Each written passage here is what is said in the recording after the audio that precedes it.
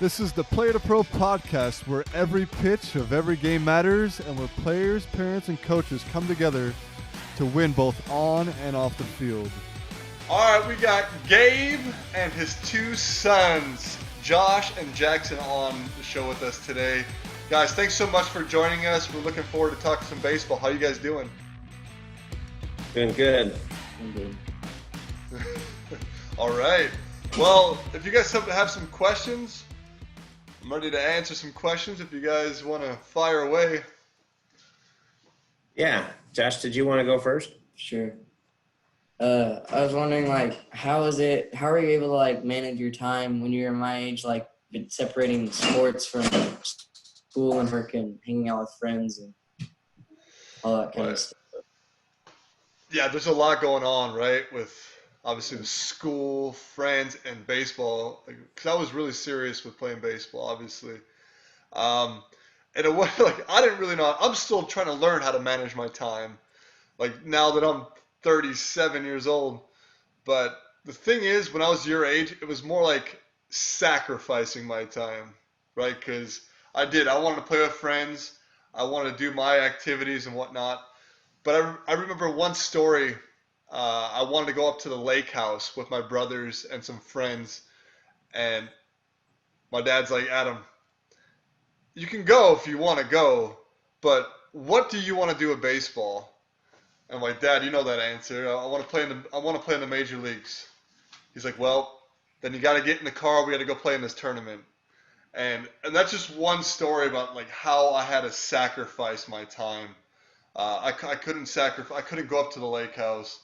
I wasn't gonna go to the carnivals, whatever you want to do in summer.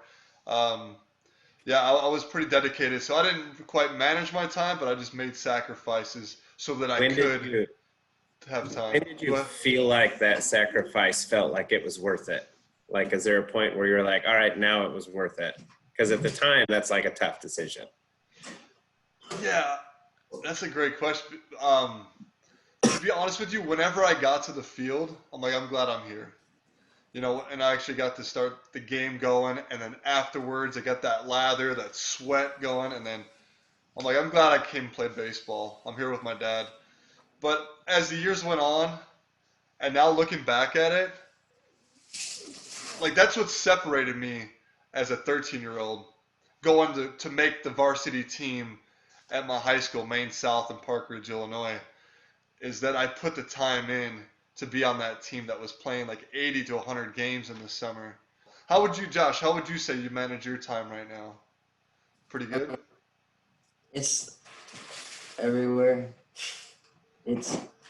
I try to do school first, and then I do some kind of small little workout, and then do some kind of footwork kind of stuff. Right now I'm doing some footwork stuff in my room occasionally. And so then do you write it down? Do you write down what your program is, and then? No, I just set myself up with. I create my own drills based on the stuff that my baseball coach wants me to work on, the things that he says that will make me way better this year. So I try and focus on those things with creating my own drills and forward and stuff. But I like what you said about making sure you get the homework done first, though, right? You take care of your schoolwork first, and then it sounds like you take care of your baseball activity. You do your little routine, and then the friends, if there's time in the day for your friends, right? Then that comes. I know it's tough. The friends on the field kind of become your friends in a sense. Yeah. You're not always picking whether or not to have friends, but you're picking friends that are doing the same things you are. So they're on the field with you usually, I think. I love it.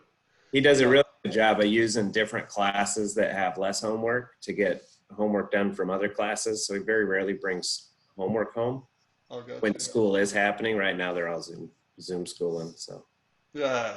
How do you like that? How do you like that Zoom schooling right now, Josh? It's horrible. It's horrible. That's what my wife says too. For when she's the only good part of school is having your friends, and you don't have your friends, and you still have to do the school. I know. Yeah, that is. But I'm sure you're doing a great job with that and cruising through that. No, I think just having that routine, it sounds like you're on, is really important. It sounds like you're managing your time at such a young age. That's what it's all about. You're learning that, and your friends. You're right. Your friends are at the field, and that's what was the greatest thing about playing pro ball, right? It was a tough season to get through, and you're away from your family, and it's grindy, but you're doing it with some pretty special people, like really other talented guys that get it, and they become your brothers, right? When you're there, and they become lifelong friends as well. So that's a great point, Gabe. I like that. Did you want to ask a question, Jackson? How good were you in third grade? How good was I in third grade? That's a great question, Jackson. Um, I was probably just an average player, to be honest with you. I mean, there's always players that were better than me, um, that I looked up to, whether they're my same age or whether they're my brother's age, about 2 years older than me. I'd always look up to those players that were better than me. So I always felt like I was good. I felt like I was athletic. I felt like I could hold my own. But I never like, I don't know. I never like thought I was the greatest though. Maybe in my Did, mind I did, but like I knew I did you wasn't. reach a point? I think part of his question is like, he has a goal that he wants to get to a certain level of baseball. So he's trying to compare himself to the players he's playing and the players he's with. And he feels like, hey, I'm doing pretty good, but how good do I need to be to get to that next level? And when does he need to start worrying about that? Yeah. Like how do you make sure that you play up to make sure that you're prepared to go to that next level? It sounds like you want to be, which is great. That's a great mindset to have. But for me, and a saying that I've learned recently is that make sure you are where your feet are. Don't worry about playing that next level quite yet. Yeah, it's a good goal, but as long as you're doing the best you can today, that's all you can ask for especially at such a young age, at being 8 years old. Enjoy getting dirty. Enjoy hitting the ball hard. Enjoy sliding. Enjoy all those fun things that baseball brings. And those things will make you great, and you don't have to compare yourself to anybody. I mean, have the confidence that you are great. I mean, that's one thing that my dad and my mom always instilled in me, is that just make sure you're confident, and let's just enjoy the game. Enjoy the game today, and like I said again, be where your feet are. It's good. Like, how many hours would you say, like, in a day would you practice your sports activities? How many? Like At what outside, age? like Like, outside of team around sports. my age, like outside of your team practices and stuff, like how All right. much extra at home out of your day? So outside of team practices, when I was about your age, because we didn't, I don't think we practiced too much. Because like I said, we played 80 to 100 games, and it was like really unique. Not many teams did that. So we didn't really have time to practice too much. So we might have practiced once or twice a week. So on my own, I always make sure I did something. I set up a tee and a net downstairs in my parents' basement. So I would make sure I hit off the tee probably at least a half hour to an hour, probably 2 or 3 times a week extra. But I'd also throw the ball like a tennis ball off the wall and set up like little obstacles in front of me, like little so it would create a bad hop. So I try to make it as realistic as I could. So I create like these fun little drills for myself, these fun little games downstairs in my parents' basement. But I would also work on the fundamentals, like you said, with your routine. You worked on your footwork a lot. That's something you can do on your own. I set up that ladder drill. I taped it to my parents' basement tile floor, the little ladder drill that's probably still there today. But I would always work on my footwork a ton, and that actually turns out to be one of my biggest weaknesses. But so I'm glad I worked on it when I was young. Stuff like that. So I would say about 2 or 3 times a week extra, because I loved it. I couldn't get enough of it.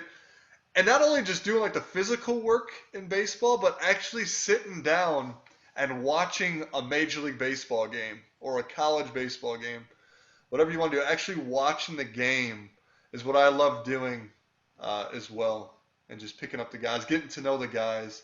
And then if you're fortunate enough, you get to go to a game. For me, I got to go to Wrigley Field a lot. So I'm sure you guys are close to Seattle, right? Is it probably the Mariners?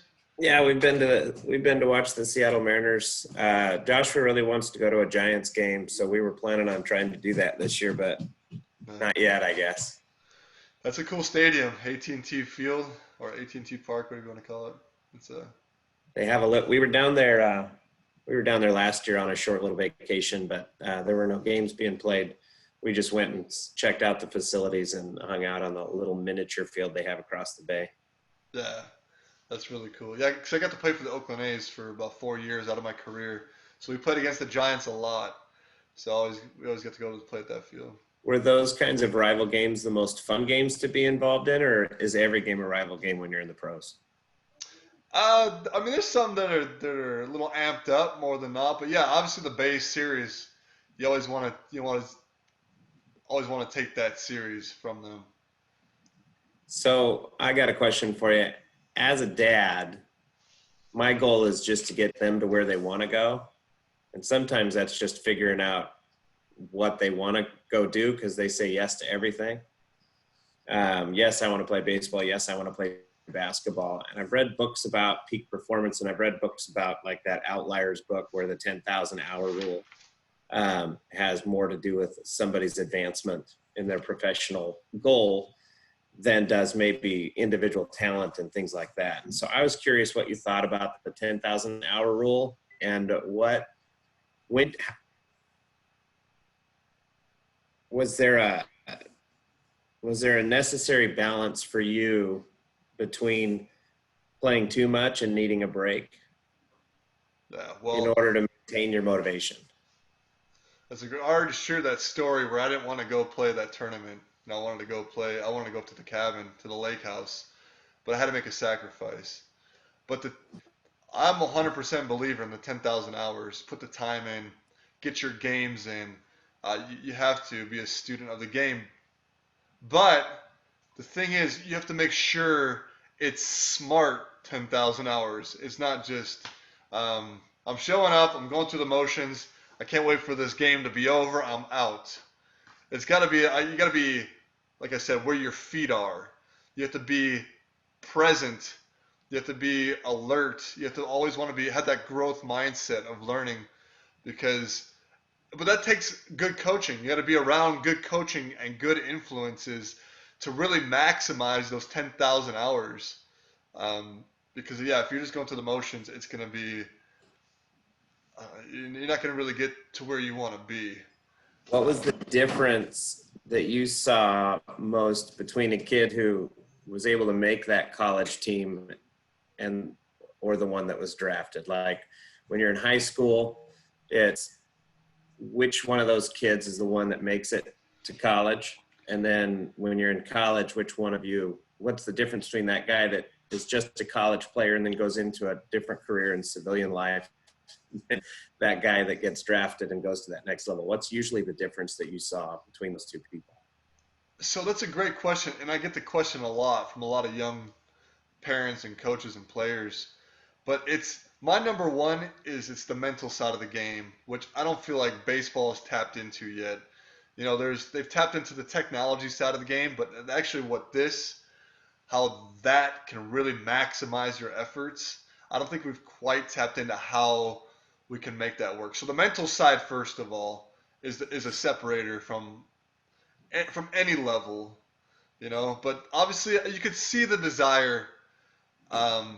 These college guys, they might have been more focused on their what they wanted to do after they graduated college with their school, right? They were more focused on the business side of it, or more focused on whatever they were studying. They wanted to make sure they had a paying job afterwards, which is completely understandable.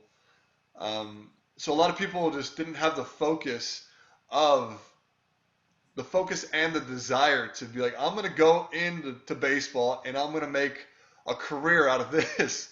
It's tough to believe, you know, because the numbers say that it's not going to happen, right? The numbers Right. say it's that you're dreaming. But I always had that mentality, like not that I'm gonna make a career out of it, but I love playing the game. I want to keep learning and have a growth mindset, and I want to keep getting dirty. Like Jackson, you love getting dirty, you love sliding. Josh, you guys love picking it. You love working on your footwork. You love doing these things. You like honing your craft, right? And I couldn't get enough of it, and I feel like I could pursue that. But to answer your question, it's the mental side and the desire with focus, which will get you to the next level. Jackson had a question about the mental side.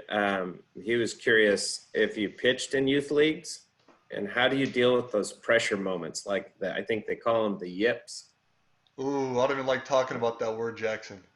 Either hitting or pitching. When in baseball, he feels like once it's your turn to behave in sports, like in basketball, you can hide on the court behind 4 other guys. Baseball, your moment is the moment for the whole team, and you always have to carry the weight of the team when the ball comes to you, or when you have to throw the ball, or when you hit it. So he was curious, how do you deal with those pressure moments? Maybe how did you deal with them before, and then how did you deal with them when you got better at it? I don't know. First of all, like I said, I don't like the word yips. Now that I'm a coach, I'm still worried about it because I have to throw a BP.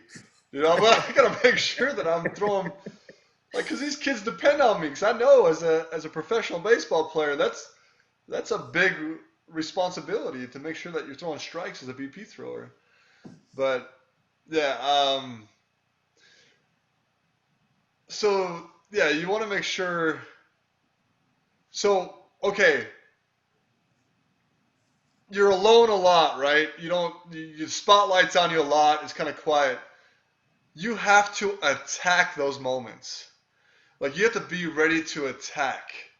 Like, and even if you're going to swing through a pitch, or if you're going to throw a ball out of the strike zone, you have to always be on the attack, always on the offensive in those moments. And like I said, if you're going to fail, you're going to swing through pitches, just always, and know that you're going to have another shot in about 20 seconds. Or you might have to wait, about half hour before you get another at bat.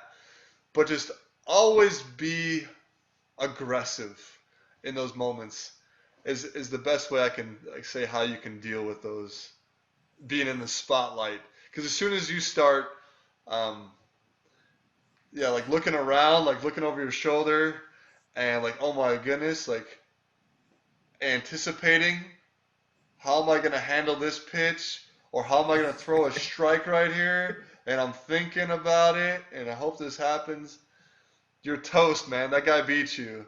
You got to say, I'm doing this. I'm getting this done. I'm doing it. Can't wait to do it. And I'm attacking the zone, whatever. I hope that answers your question, Jackson.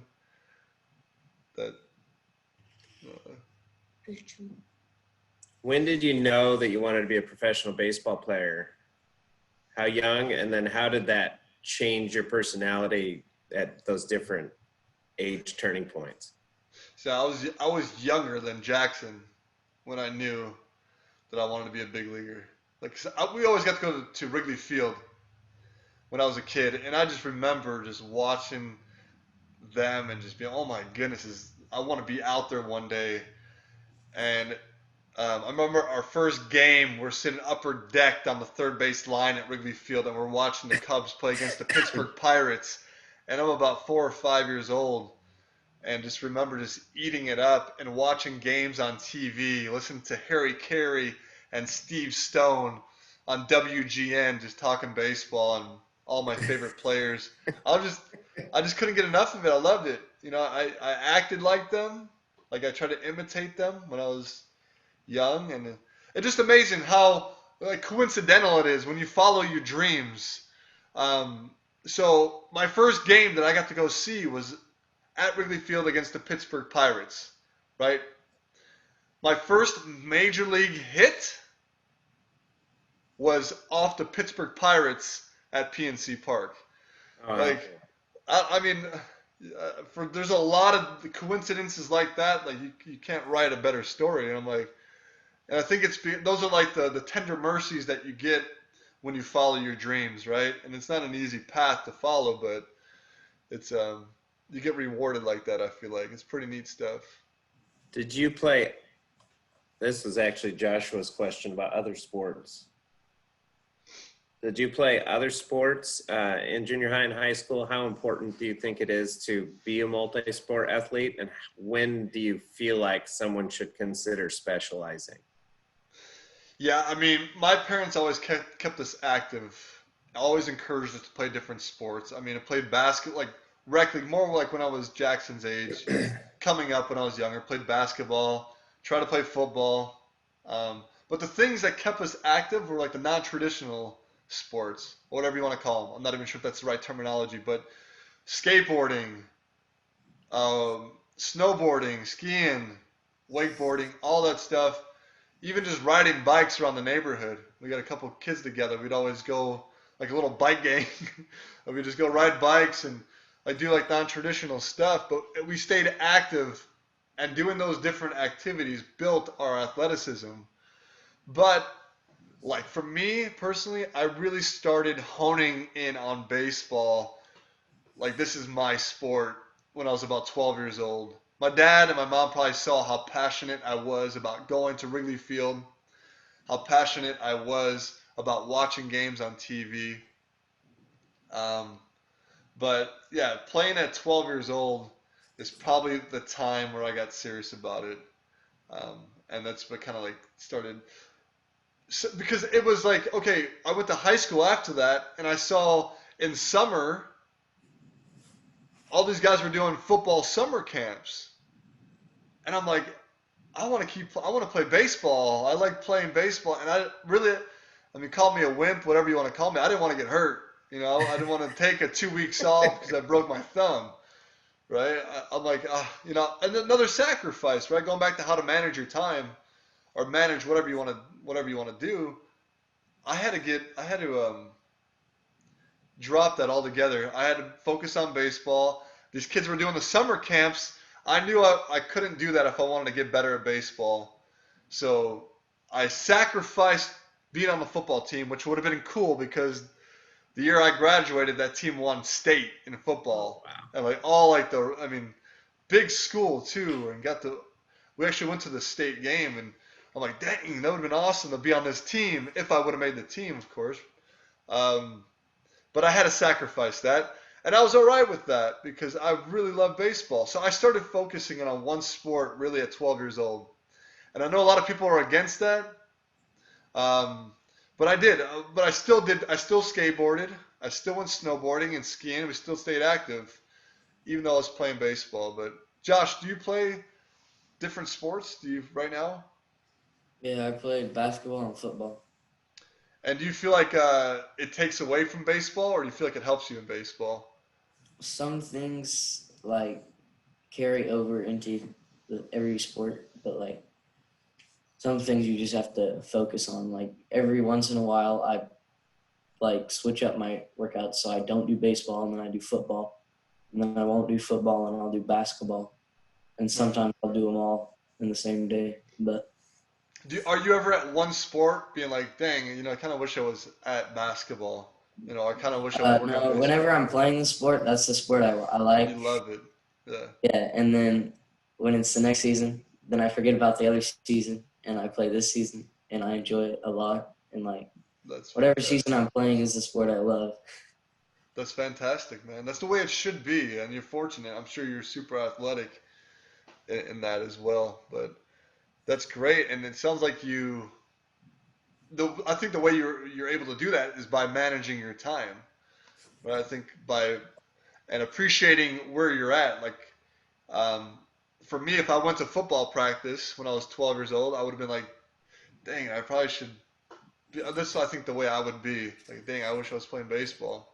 I'm better at baseball. I want to be where I'm better at. You know, it's kind of selfish. Do you feel like you're better at one sport than? Well, I usually like compare that to like how many like things that I've done inside the sport, and I've pretty much done equal things in every sport. Like I've had those highlight moments Yeah. in every sport that just like feel good inside. Yeah, it gives you fulfillment. Depends on who claps the loudest. That's right. No, but it's gratifying though. Go ahead, Gabe, you have a question. I was trying to think, as a professional athlete, that puts you in the top 0.01% of kids who love baseball and were able to move to that next level. So it makes you very unique. What were coaches and what were the kinds of things you heard from your parents? Were they realists and say, hey, you're not, you got to come, it's going to be hard to get to where you're going? Or were they always pie in the sky and say, hey, you can do whatever you want to do? Was there a combination of both? What kind of things did people tell you that meant the most and got you to where you're going? And I'm looking for coaching as a coach. Like, what kind of things do you wish you had as a kid from your coaches and from your parents that might have helped you more? Or what did they do really well that you felt like pushed you to that next level? I got to give a lot of credit to both my dad and my mom, the balance that they were. But my dad, like I said, the story I told you earlier about him, he directed me, like he just gave me direction. He never pushed me. He'd always give me opportunities. Hey, Adam, probably a good time we go take some ground balls at the park if you want to go, right? Hey, I'm making myself available. And now looking back at it, like he had 5 kids, and the amount of time he just came home from work, a long day at work, and he's given me this opportunity to spend time with me, my brothers and sisters, to go. If you guys want to go to the park, we're going to the park. Really just made himself available.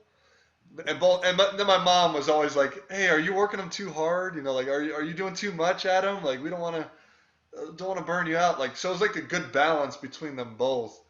So really, my dad, like, just the time that he spent with me, I think that's the difference, the game changer. And when he found teams for me to play on, it wasn't these rich teams, right? We didn't come from much. The rich teams with the nice uniforms and all these flashy stuff, the bags, you carry. We had basically nothing, like cotton uniforms and, probably pants that didn't fit. But he found a team, he found a coach that had the right instruction and had the right direction from when I played at Josh's age, 12 to 13 years old. He made sure that the guy had a vision for me to play when I'm 14 and 15 years old. And then my dad found a guy who coached us at 14, 15, 16, who was really serious about us playing college baseball, right? So my dad found the right people and I mean, they couldn't have done it any better, I don't think. I mean, obviously it took a lot of discipline on my part too, to make sure that I showed up to his program, to my dad's program. Like, all right, Dad, I trust you. Like, I'm in. I'm bought in. And it takes a lot, Josh, from you and Jackson. When you get older, you're gonna have to buy in. I think that's important. But idealistic. I think you asked that as well. Like, were they like kind of like, you can do whatever you want? Yes, in a sense, they did. They would always build confidence in me. They wouldn't. My dad would always say, Adam, you want to play with the tops, right? You want to play at the top. I believe, Adam, that you can play at the tops, right? He never said play in the big leagues, right? He never said play Major League Baseball, but the tops, I got to define the tops, right?